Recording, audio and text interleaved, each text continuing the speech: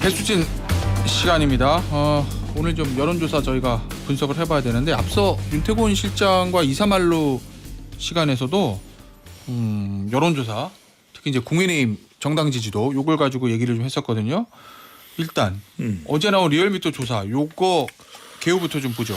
그렇죠. 오늘 소개드린 모든 조사는 중앙선거론조사 심의위원회 홈페이지에서 확인 가능합니다. 어제 이제 월요일 이제 발표를 합니다. 리얼미터가 에너지 경제신문의 의뢰를 받아서 지난 26일, 27일 양일간 실시를 했습니다. 유무선 자동응답 조사고요. 정당 지지입니다. 지금 이제 국정 수행평가 조사 결과는 안 나오니까요. 어느 당을 지지하는지 물어봤습니다. 국민의힘 30.6%로 직전 조사보다 더 올라갔어요. 예. 30.6 뭐 30%대의 지지율이긴 합니다만 이제 예. 여하튼 30%대가 됐어요. 어허. 그다음에 더불어민주당은 45.8%로 직전 조사보다 약 한 5% 가량 하락을 했어요. 그러니까 예. 이게 제가 지난 시간에도 말씀을 드렸지만 시간이 지나면서는 점점 조금씩 좁혀질 수밖에 없다. 예. 근데 이제 좁혀진 속도가 빨리 온 건 이제 국민의힘이 올라간 것보다는 민주당이 더 많이 내려왔죠. 그건 권한 대응을 만들어 버린 것이 가장 크다고 봐야 되겠죠. 그러니까 이제 국민들의 정서는 특히 이제 중도층이 먼저 빠지거든요. 중도의 보수, 중도의 중도가 이제 먼저 빠지게 되는데 그렇게 되는 배경에는 뭐냐면 헌법재판관을 임명하지 않은 거에 대해서는 지적을 할 수가 있어요. 그런데 그렇다고 꺼내드는 카드가 그러면 탄핵 소추 가결이냐 이건 아니라는 거죠. 그러니까 이건 다른 문제예요. 네. 그러니까 이제 더불어민주당 강성 지지층들은 이탈을 안 했어요. 그런데 중도의 중도 또는 중도의 진보 흡수된 것 중에서는 일부가 이제 빠졌다고 봐야 되겠죠. 5% 가량이. 알겠습니다. 이제 그 영향이고 그다음에 짧게만 이제 예.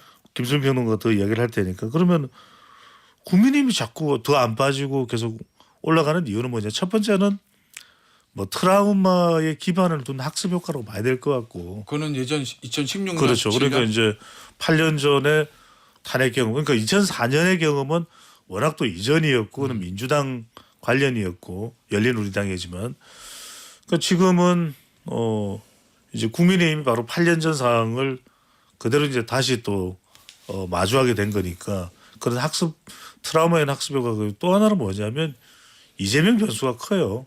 이재명 대표라고 하는 그러니까 윤석열 대통령 비상계엄에 대한 보수 기반의 붕괴 이것보다도 더 크게 이제 경계심이 작동하는 것이 이재명 대표의 부상 이 부분이 이제 보수층에서 작동을 하는 거고 또 하나는 이제 이 보수 진영 내의 모습과 양상도 영향을 준다고 봐야 되겠죠. 그때는 이제 이 당시에 새누리당 자체가 와르르 무너졌어요. 그런데 이번의 경우에는 일단 국민의힘이 여하튼 아직까지는 건재합니다. 그다음에 대통령도 아주 강하게 대응을 해요. 예. 왜냐하면 그때와 다른 건 이제 내란 혐의로 이제 수세에 몰리는 상황이 되고 있죠. 예. 이게 이제 8년 전과는 다른 거죠. 아니 이게 박근혜 전 대통령 때와 비교하면 혐의 자체가 지금이 중하잖아요. 네. 물론 뭐 수사 결과, 재판, 탄핵 결과가 나온 건 아니지만 일단 받고 있는 혐의 자체는 중하거든요. 그럼에도 불구하고 국민의힘의 지지율이 그냥 버티는 정도가 아니라 오히려 상승하고 있는 거. 이거는 수민 키면 뭐라고 네. 이해해요? 상대방 탓을 하는 논리가 남아 있는 거죠. 박근혜 전 대통령 때는 사실 예. 뭐 최순실 씨가 등장을 하고 이런 게 민주당 때문이다. 이렇게 핑계를 댈 수가 없었잖아요. 근데 지금은 이제 대통령부터 시작을 해서 예. 거야의 폭주 때문에 했다. 예. 뭐 이런 이제 상대방을 탓하는 논리가 일단 성립이 돼 있는 거고. 예. 그리고 저는 이제 이 스펙트럼이 좀 있을 거다. 다 똑같은 논리로 국민의힘을 지지하는 건 아닐 거다라고 보는데. 이유가는 다양한 네, 근데 있다는 거죠. 이게 예. 극단적으로 보면은 스펙트럼의 극단을 보면 한쪽에서는 지금 아직 계엄 중이에요.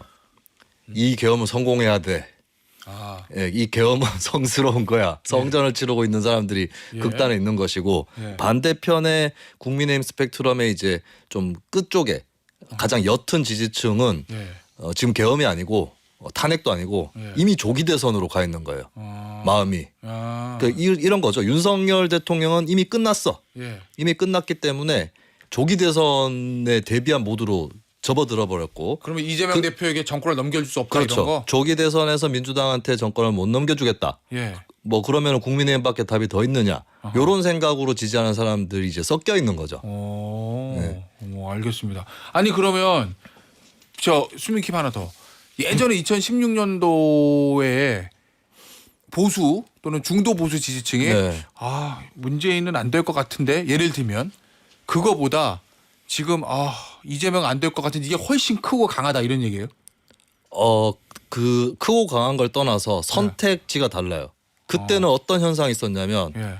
태극기 부대에 가까운 사람도 예. 차례차례 뭐 반기문부터 시작해서 예. 그다음에 안희정 문재인 너무 싫어서 안희정 지지하는 거예요. 예. 실제로 안희정 후보가 당시에 국민의힘 지지층 표를 막 얻어가지고 부상을 한 적이 있고 예, 심지어 이재명 후보를 지지하는 사람들도 있었습니다. 보수층에서. 예. 안철수 그리고 나중에 안철수 쪽으로 옮겨 타고 이러면서 안철수 후보가 한때 문재인 후보하고 거의 타이로 지지율이 가는 네, 이런 다른 선택지들이 있었거든요. 예. 그리고 그 당시는 탄핵을 또 처음 치러보는 상황이기도 하기 때문에 자유한국당이 속수무책으로 뚫리는 감이 있었어요. 예. 그러면서 홍준표 후보를 선출을 했지만 처음에 10%도 안 나오는 지지율이 그런 상태까지 갔었는데 예. 지금 이제 버티는 뭐 이게 좋은 건 아니지만 그들의 노하우가 일단 있는 것이고 근데 또 다른 선택지는 없어요. 민주당에서 그럼 이재명 후보 말고 다른 후보가 유력하게 있느냐 그것도 아니고 제3당이 유력하게 있는 것도 아니고 그리고 국민의힘 지지층 입장에서 예를 들면 이재명 이준석 이렇게 놓고 보면 이준석 쪽은 그래도 찍어줄 수 있는 거 아니냐라고 생각들을 하시겠지만 근데 국민의힘 지지층에서는 이준석 의원은 이미 남이 돼버렸거든요.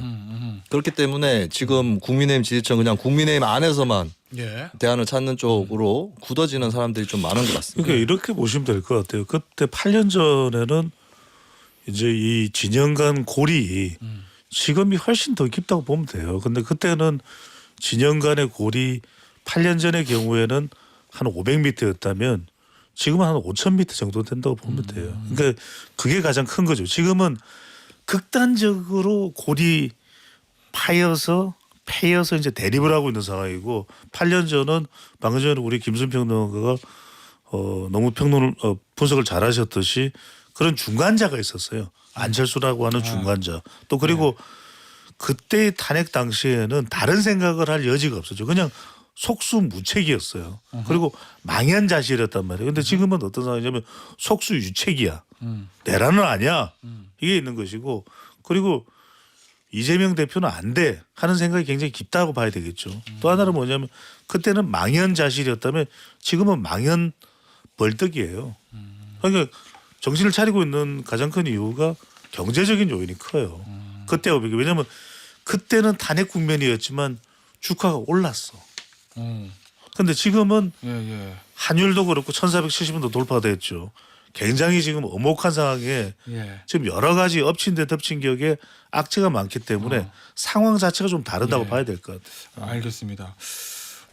이 같은 리얼미터 조사에서 차기 대선 집권 세력 선호도 정권 연장이냐 정권 교체냐 뭐 이런 거거든요. 이거를 이게 물어봤는데 중요하죠. 이게 이제 왜냐하면은 사실 이제 조기 대선 국면으로 간다면 갈지 안 갈지는 모르지만 간다면은 정권 연장이냐 정권 교체냐인데 지금은 탄핵 심판 국면이잖아요.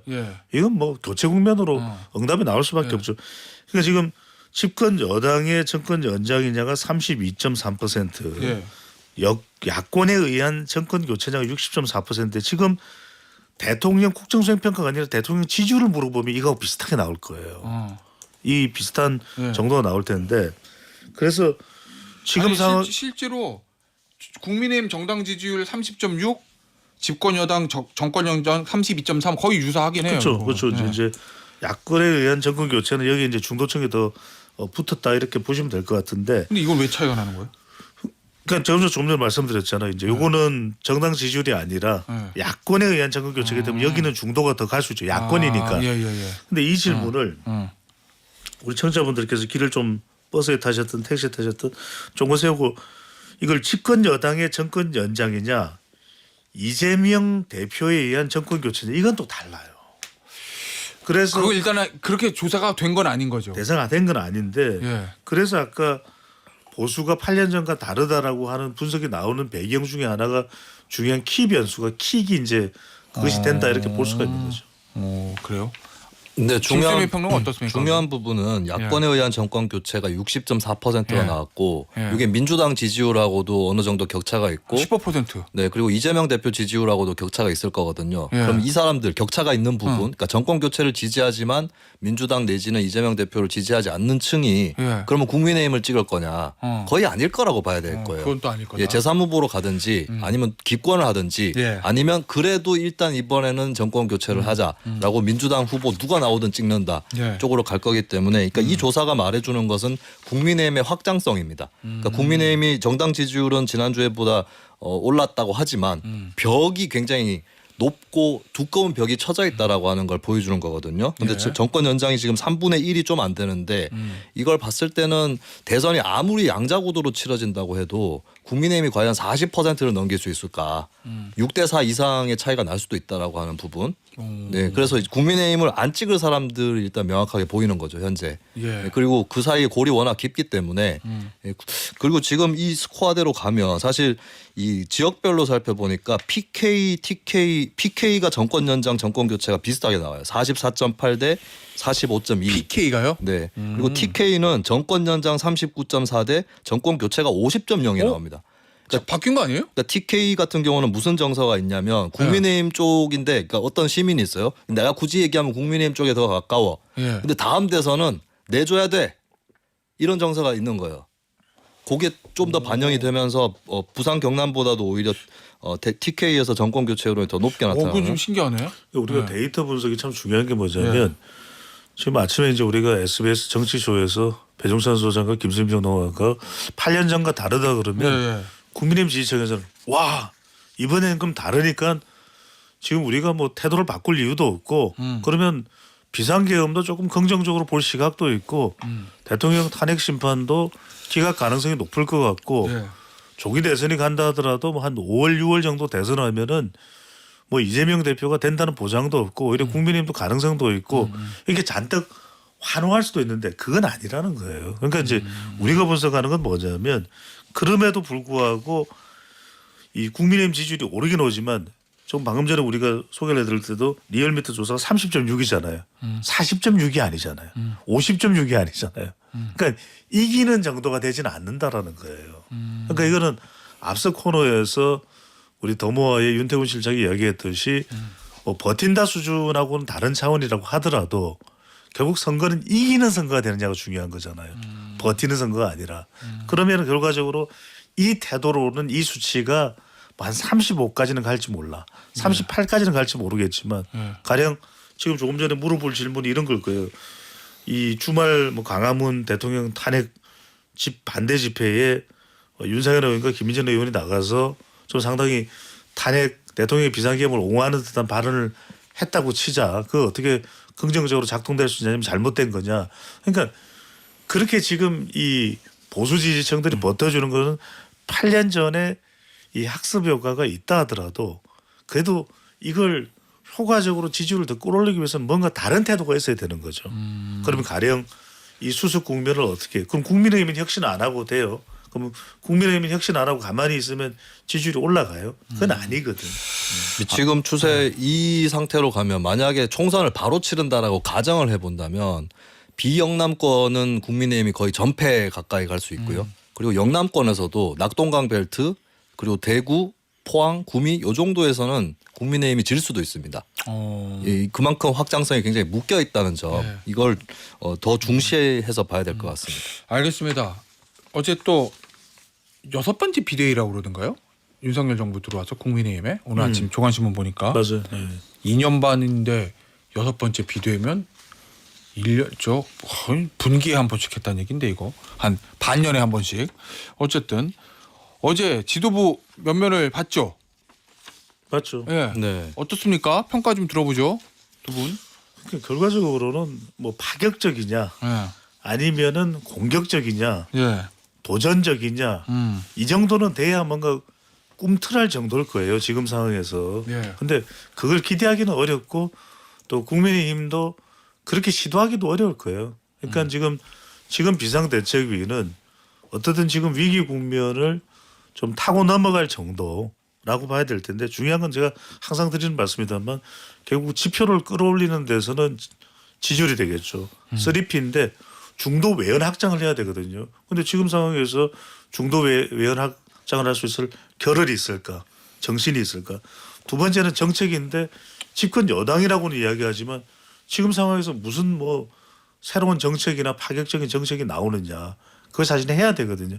마지막은 피해는 인물인데 가령 지금 조직부총장을 김재섭 의원으로 했죠. 예. 그러니까 김재섭 의원을 조직부총장이 아니라 사실은 더 파격적으로 가려면은 비상대책위원 공동위원장 정도로 앉혀야 될 거예요. 그래서 김재섭 의원에게 당신이 이야기하면 그건 바로 수용하겠다. 예. 정도까지 가면 모르겠지만 그냥 자칫지금은 조직부총장 구색 맞추기를 했나 생색내기를 했나 정도에 그쳐버리면 안 되겠죠. 그러니까 지금은 뭔가 굉장히 조심스러운 것 같아요. 살얼음판을 걷는 정도라면 그 뭐 큰 변화를 가져오기는 쉽지는 않다.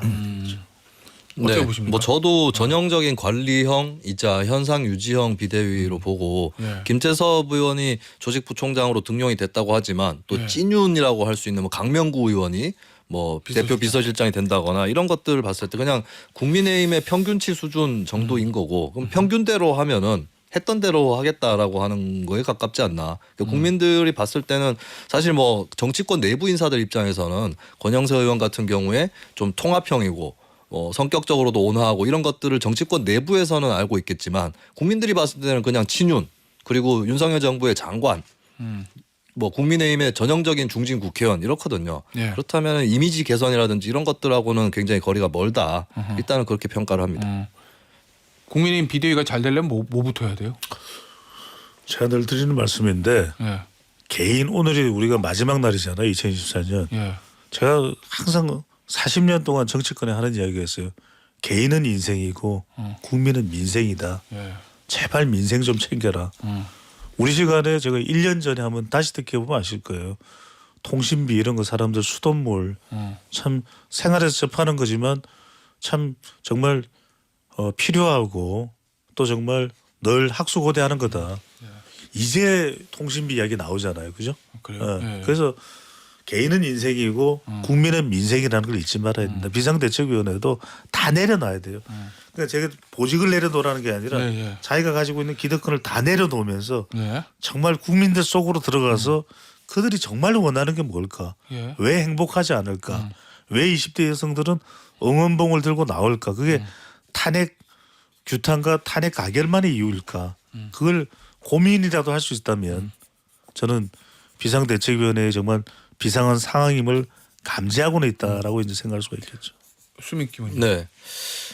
이미 주요 고비에서 나쁜 선택을 했죠. 계엄 당일에 집단적으로 가서 막는 방법도 못했고 12명, 18명이 갔나요? 네, 그리고 18명. 탄핵할 때도 12명만 찬성했고 이런 고비들이 너무 크기 때문에 만약에 상당히 어려울 거다. 근데 저는 그나마 할 수 있는 거는 헌법재판관 임명에는 좀 충실하게 임하는 게 낫다. 이미 후보자까지 다 추천을 했고 그다음 국민의힘 내부에 탄핵을 찬성하거나 반대하는 사람 섞여 있고 또 이것이 파면이 될 건지 기각이 될 건지 점치는 내용이 다른 사람들이 섞여 있는데 예. 그걸 다 떠나서 충실하게 헌법재판이 이루어지게 하려면 재판관 임명하는 거 말고는 다른 게 없는 거거든요. 예. 거기서부터 시작을 해야 되는 거고 그리고 권영세 비대위원장이 어제 사과를 했는데 지금 참사 때문에 이 사과라든지 이런 것들이 잘 들리지 않는 그런 상황이에요. 그럴 아마 수 있죠. 예. 나중에 다시 예. 사과를 하는 기회를 마련을 해야 될 거라고 봅니다. 알겠습니다. 자, 그러면 민주당에게는 조언을 한마디씩 해주시죠. 저는 똑같습니다. 이재명 대표나 민주당도 물론 답답하겠죠. 더 속도를 내고 싶을 거예요. 예. 그럴 또 명분도 있습니다. 예. 하지만 국민들은 다 같은 생각만 가지고 있는 국민이 아니거든요. 개인은 인생이고 국민은 민생이라는 말씀을 드렸어요. 그 정치보다도 국민들이 지금 먹고 사는 문제가 더 급할 수 있으니까 뭐 지금 참사 현장에 이재명 대표가 가 있는 것으로 아는데 글쎄 아까도 말씀드렸지만 한덕수 권한대행이 헌법재판관을 임명 안 한 건 지적할 수 있지만 그래도 꺼내들 수 있는 카드가 탄핵소추 카드였냐는 분명히 또 의문이고 지적을 받을 수밖에 없는 것이고요. 국민들이 지금 무엇에 힘들어하고 국민들은 다 똑같습니다. 이념에 따라 색깔이 다른 국민이 아니라는 걸 꼭 이 유념하고 그 필요한 것들을 좀 우리 정치 쇼를 경청하면서 끄집어내는 것이 중요하겠죠. 네. 수민 씨. 네, 2017년에 비해서 민주당이 좀 내부에 예. 뭐 편중성 이런 것들이 강한 편이거든요. 그러니까 2017년에 좀 자동적으로 역할 분담 비슷하게 돼서 예. 예를 들면 이재명 당시에 현 대표가 성남시장일 때 2017년에는 좀 강경 노선에 광장의 민심을 좀 직접 대변하는 포지션에 있었다면 안희정 당시 지사는 또 좀 타협적이고 온건한 포지션에 있고 예. 중간에 문재인 후보가 좀 중심을 잡고 이런 포지션이었는데 지금은 이제 그런 역할 분담이 잘 안 되고 있어요. 좀 이 사람들이 새로 나올 수 있는 틈새들을 좀 더 줘야 된다. 그리고 이재명 대표도 광장에서 어떤 직접적인 전면에 있는 듯한 포지션보다는 조금 이제 거리를 조금 두는 그 당시에 7년 전에 문재인 대표 비슷한 그 포지션이 좀 더 필요한 것 같아요. 알겠습니다. 여기서 마무리하도록 하겠습니다. 배종찬 소장, 김수민 평론가였어요. 감사합니다. 고맙습니다. 고맙습니다.